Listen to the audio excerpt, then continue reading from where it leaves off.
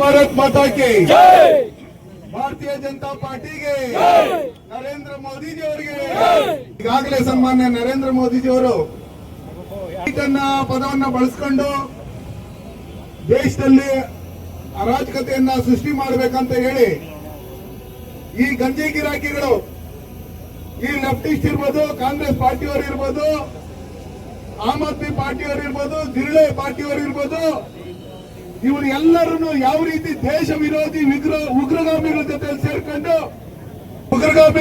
ಸೇರ್ಕೊಂಡು ಅವರ ಅಕೌಂಟ್ಗಳಿಗೆ ಹಣಗಳನ್ನ ಹಾಕಿಸ್ಕೊಂಡು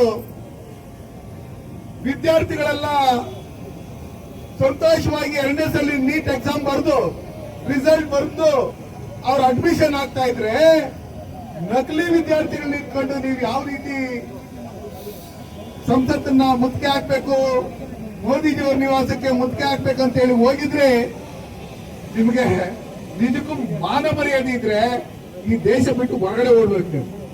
ಈ ದೇಶದಲ್ಲಿದ್ದು ಈ ದೇಶದ ನೆಲ ಜಲ ಪ್ರತಿಯೊಂದನ್ನು ಅನುಭವಿಸಿ ಪಾಕಿಸ್ತಾನ ಫೇವರ್ ಆಗಿ, ಚೈನಾ ಫೇವರ್ ಆಗಿ, ಬಾಂಗ್ಲಾದೇಶ ಫೇವರ್ ಆಗಿ ನೀವು ಯೋಚನೆ ಮಾಡ್ತಾ ಇದ್ದೀರಿ ಅಂದ್ರೆ, ಘೋಷಣೆಗಳು ಕೂಗ್ತಾ ಇದ್ದೀರಿ ಅಂದ್ರೆ, ಇಲ್ಲಿ ಕೋಲಾರಲ್ಲಿ ಯಾರು ಲೆಫ್ಟಿಸ್ಟ್ ಇದ್ದಾರೆ ಒಬ್ಬ ಮಹಾ ತಾಯಿ ನೀವಾಗ್ಲಿ, ಆ SDP ಅವರಾಗ್ಲಿ, NSC ಅವರಾಗ್ಲಿ, ನಿಮ್ಮ ಯಥಾ ರಾಜ ತಥಾ ಪ್ರಜಾ, ನಿಮ್ಮ ಇಟಾಲಿ ಮೇಡಮ್ ಅವರು, ರಾಹುಲ್ ಗಾಂಧಿ ಅವರು, ಪ್ರಿಯಾಂಕಾ ಗಾಂಧಿ ಅವರು, ಪ್ರಿಯಾಂಕ್ ಅವರು, ಖರ್ಗೆ ಅವರು, ಇವರೆಲ್ಲ ದೇಶ ವಿರೋಧಿ ಚಟುವಟಿಕೆಗಳು ಮಾಡಿಕೊಂಡು ಅಂಬೇಡ್ಕರ್ಗೂ ಮೋಸ ಮಾಡಿಕೊಂಡು ಈ ದೇಶದ ಸಂವಿಧಾನಕ್ಕೂ ಬೆಲೆ ಕೊಡದೇ ಇರ್ತಕ್ಕಂಥವ್ರು.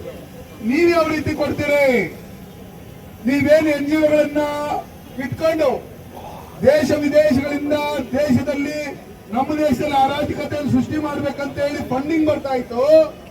ಆ ಫಂಡಿಂಗ್ ಅನ್ನ ನಿಲ್ಲಿಸಬೇಕು ಅಂತ ಹೇಳಿ ಸಂಸತ್ತಲ್ಲಿ ಬಿಲ್ ಪಾಸ್ ಮಾಡ್ಬಿಡ್ತಾರೆ.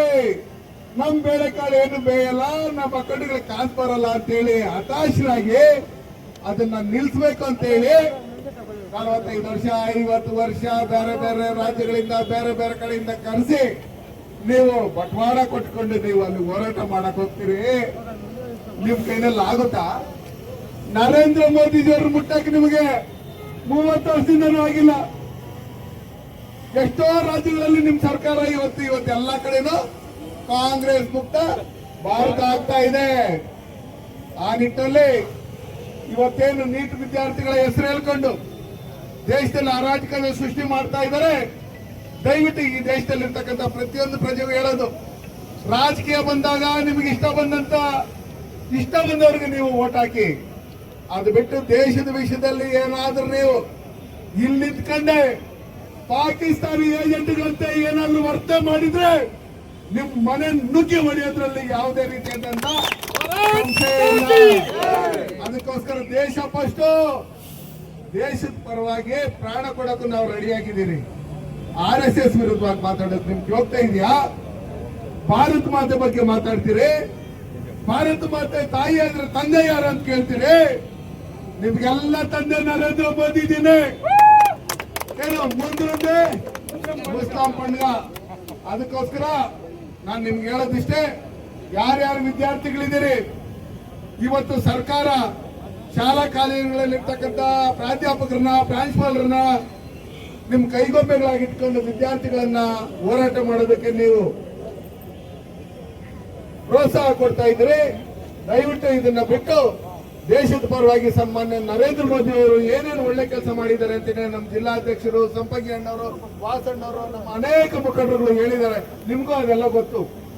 2014ರಿಂದ ಯಾವ ತರ ಇತ್ತು ದೇಶ, 2026ರಲ್ಲಿ ಹೆಂಗಿದೆ, 2032ರಲ್ಲಿ ಯಾವ ತರ ಇರುತ್ತೆ ಅನ್ನೋ ಲೆಕ್ಕಾಚಾರದಲ್ಲಿ ವಿಶ್ವ ನಾಯಕರಾಗಿರ್ತಕ್ಕಂಥ ನರೇಂದ್ರ ಮೋದಿಜಿ ಅವರು ಒಂದೇ ಒಂದು ಭ್ರಷ್ಟಾಚಾರ ಇಲ್ಲದೆ ಸರ್ಕಾರವನ್ನು ನಡೆಸ್ತಾ ಇದ್ದಾರೆ. ಈ ದೇಶವನ್ನು ಡೆವಲಪ್ಮೆಂಟ್ ಮಾಡ್ತಾ ಇದ್ದಾರೆ.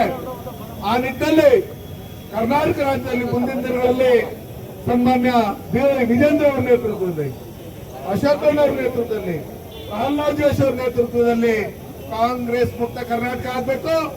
ಆ ನಿಟ್ಟಿನಲ್ಲಿ ನಾವೆಲ್ಲರೂ ಒಗ್ಗಟ್ಟಾಗಿ ಪಾರ್ಟಿ ಬಿಟ್ಟು ದೇಶದ ಪರವಾಗಿ ನಿಂತ್ಕೊಂಡು ಈ ತುಗಡೆ ಗ್ಯಾಂಗ್ಗಳಿಗೆ ನಾವು ತಕ್ಕ ಪಾಠ ಕಲಿಸ್ಬೇಕಂತೇಳಿ ಈ ದಿನ ಏನು ಕೋಲಾರ ಜಿಲ್ಲೆಯಿಂದ 6 ತಾಲೂಕುಗಳಿಂದ ಬಂದಂತ ಎಲ್ಲ ನಮ್ಮ ಪಕ್ಷದ ಕಾರ್ಯಕರ್ತರು, ಎಲ್ಲಾ ಮುಖಂಡರುಗಳು, ನಮ್ಮ ಮಾತೆಯರು ಎಲ್ಲರೂ ಬಂದಿದ್ರು, ಮಾಧ್ಯಮದವರು ಬಂದಿದ್ರೆ ನಿಮ್ಗೆಲ್ಲ ಭಗವಂತ ಒಳ್ಳೇದ್ ಮಾಡ್ಲೆ. ದೇಶದ ವಿಷಯ ಬಂದಾಗ ಎಲ್ಲಾ ಮಂಡಲದ ಅಧ್ಯಕ್ಷರುಗಳು ಬಂದಿದ್ದೀರಿ. ನಾವೆಲ್ಲರೂ ಒಗ್ಗಟ್ಟಾಗಿ ಮುಂದಿನ ದಿನಗಳಲ್ಲಿ ನಾವು ಚುನಾವಣೆಗಳನ್ನ ಎದುರಿಸಬೇಕು. ಆ ನಿಟ್ಟಿನಲ್ಲಿ ಒಗ್ಗಟ್ಟಾಗಿ ನಮ್ಮ ತಾಲೂಕುಗಳಲ್ಲಿ ಈ ಹೋರಾಟಗಳನ್ನ ಹಮ್ಮಿಕೋಬೇಕು ಅಂತ ಹೇಳಿ ಈ ಕಾರ್ಯಕ್ರಮಕ್ಕೆ ಬಂದು ಯಶಸ್ವಿ ಮಾಡಿದಂತ ಎಲ್ಲ ಮೋರ್ಚಾ ಅಧ್ಯಕ್ಷರಿಗೂ ಎಲ್ಲ ಮುಖಂಡರುಗಳು ಒಂದ್ಸೆ ಮಾಧ್ಯಮದವ್ರಿಗೆ ಒಂದ್ಸೆ ನಾನು ಮಾತನ್ನು ಮುಗಿಸ್ತೀನಿ. ಧನ್ಯವಾದಗಳು. ಜೈ ಬೋಲೋ ಭಾರತ್ ಮಾತಾ ಕಿ.